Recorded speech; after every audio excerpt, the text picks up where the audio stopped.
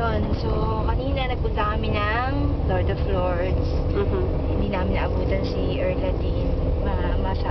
Makakalbungan ni Mimi yun eh. Pero yung isa doon naman si Kuya Juvie. Tapos, after nun, naman kami dito sa...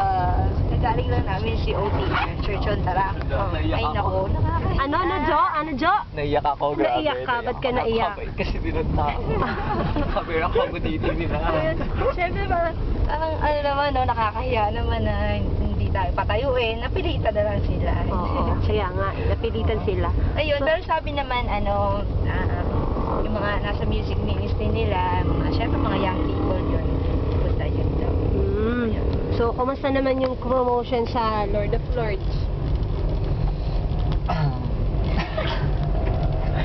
Kita para Sarap pumoste, saya-saya.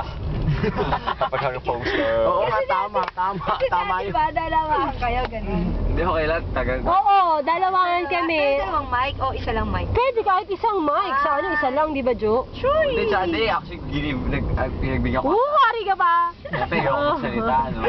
Kapogi naman nakasalamin. Siyempre, tama yun. Nakakakaba kaya magsalita. Okay, nakakabang? Magsalita. Nakakaba rin Nakakaba daw pumoste. Okay, bye-bye na. Bye-bye. Uwi na kami. Paano siya stop?